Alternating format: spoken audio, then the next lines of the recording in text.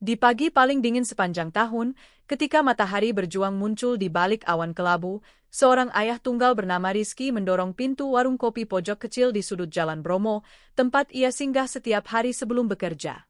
Ia kelelahan, mengerjakan dua pekerjaan paruh waktu sekaligus sambil membesarkan putri kecilnya seorang diri.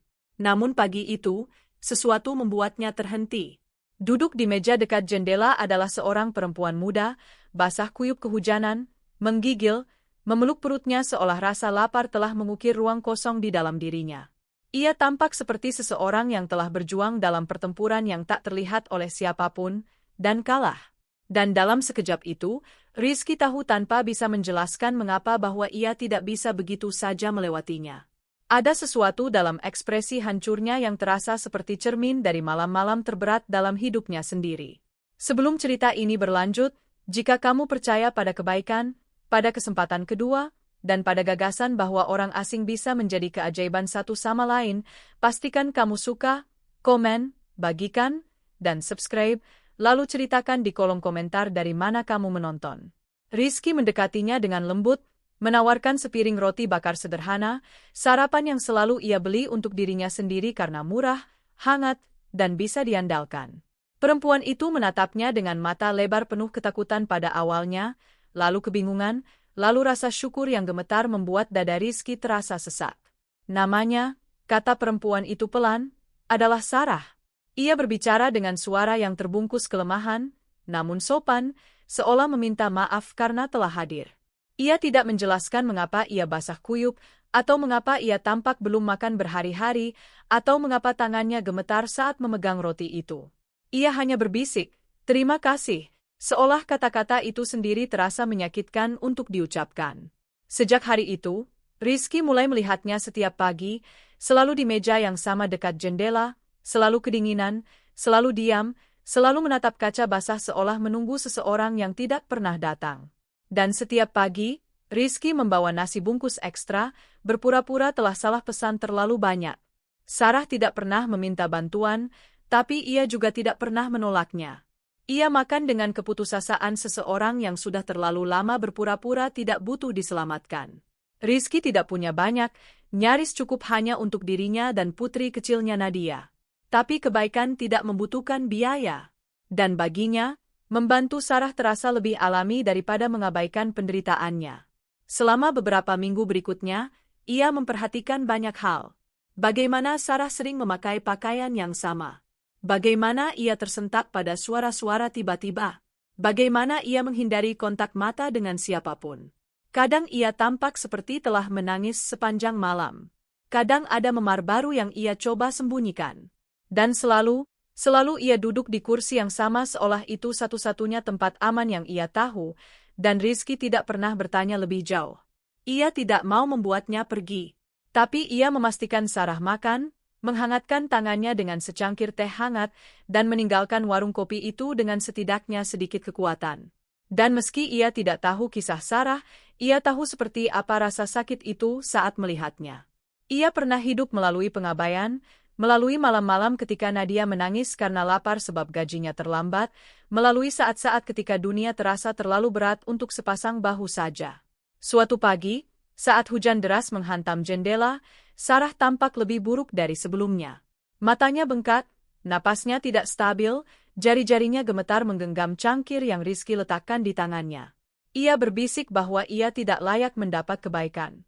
Rizky hanya berkata bahwa setiap orang berhak mendapat setidaknya satu orang yang peduli, karena itu adalah rezeki dan rahmat Allah yang tidak boleh ditolak. Ia tidak menjawab, tapi ia menangis dalam diam, dan Rizky berpura-pura tidak melihat. Hari demi hari berlalu, lalu minggu demi minggu, dan rutinitas yang aneh itu menjadi ikatan yang sunyi. Dua kehidupan yang hancur bertemu di sudut dunia yang sama, menemukan kehangatan dalam tindakan-tindakan kecil penuh kasih. Dan kemudian suatu pagi, Sarah tidak muncul. Rizky menunggu lebih lama dari biasanya, memeriksa pintu setiap beberapa detik, kekhawatiran melilit perutnya. Ia tidak datang keesokan harinya, atau hari berikutnya. Rizky takut sesuatu yang buruk telah terjadi. 3 hari kemudian, tepat ketika ia hampir meyakinkan dirinya bahwa Sarah tidak akan kembali, pintu warung kopi itu terbuka dengan cara yang membuat semua kepala berpaling. 4 pria besar berjas masuk lebih dulu, wajah mereka yang serius menyapu ruangan seperti pengawal pribadi. Di belakang mereka berjalan 2 pengacara berpakaian rapi membawa berkas-berkas tebal. Dan di antara mereka, melangkah gugup namun dengan pakaian bersih, rambut tersisir, dan cahaya kekuatan yang rapuh, adalah Sarah. Ia tampak seperti dirinya sendiri, tapi versi yang akhirnya bisa bernapas. Para pengacara itu mendekati Rizky langsung, dan semua orang di warung kopi itu terdiam. Sarah berdiri di belakang mereka, air mata memenuhi matanya seolah melihatnya lagi adalah hal terbaik yang bisa terjadi. Pengacara utama memperkenalkan diri dan menjelaskan bahwa Sarah telah hilang selama berbulan-bulan. Ia adalah putri seorang pengusaha sukses yang telah mencarinya tanpa henti. Sarah telah melarikan diri dari calon suami yang kasar yang mengendalikan uang, gerak, dan hidupnya.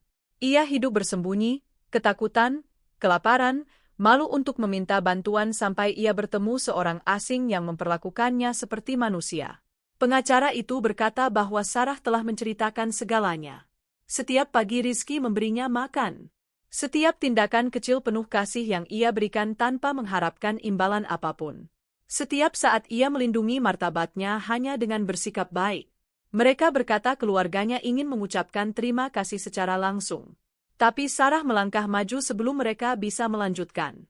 Ia berkata kepada Rizky dengan suara gemetar bahwa ia telah menyelamatkan hidupnya, bahwa kebaikannya telah mengingatkannya bahwa ia lebih berharga dari rasa sakit yang telah ia tanggung, bahwa setiap pagi ia hanya punya kekuatan untuk terus hidup karena ia tahu Rizky akan ada di sana tanpa meminta apapun namun membuatnya merasa dilihat, dan bahwa ibunya setelah mendengar segalanya ingin melakukan sesuatu untuk pria yang telah melindungi putrinya ketika tidak ada orang lain yang menemukannya. Rizky terpana. Ia tidak pernah membayangkan Sarah memiliki kehidupan yang penuh dengan kekayaan, kekuasaan, atau pengacara dan pengawal pribadi. Baginya, Sarah hanyalah seorang perempuan yang membutuhkan bantuan, tidak lebih, tidak kurang. Tapi para pengacara itu bersikeras. Sarah bersikeras.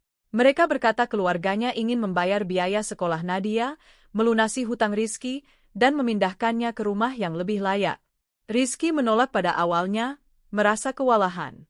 Tapi Sarah dengan pelan meletakkan tangannya di atas tangannya dan berkata bahwa kadang menerima bantuan juga merupakan bentuk keberanian, karena sabar dan tawakal bukan hanya soal bertahan, tapi juga soal menerima rezeki yang Allah kirimkan lewat tangan orang lain.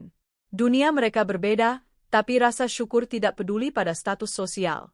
Keluarga Sarah akhirnya menjadi pelindung diam-diam bagi Rizky dan putrinya, bukan karena ia memintanya, tapi karena kebaikan punya cara untuk berlipat ganda. Dan Rizky, yang pernah merasa hidupnya perlahan menenggelamkannya, tiba-tiba menemukan ruang untuk bernapas. Ia tidak merasa sendirian lagi. Sarah yang perlahan pulih sering mengunjungi warung kopi itu tanpa ketakutan yang dulu selalu ada di matanya. Ia menjadi teman bagi Nadia, kehadiran yang menenangkan di rumah sederhana mereka, dan pengingat bahwa bahkan kebaikan terkecil sekalipun bisa mengubah arah seluruh dunia seseorang. Jika cerita ini menyentuh hatimu, luangkan waktu sejenak untuk menyukai video ini, membagikannya, dan subscribe ke Kind Soul Stories. Dukunganmu membantu kami menghadirkan lebih banyak kisah emosional nyata. Sebelum kita akhiri, ceritakan di kolom komentar, apa yang akan kamu lakukan jika kamu berada di posisi Rizky?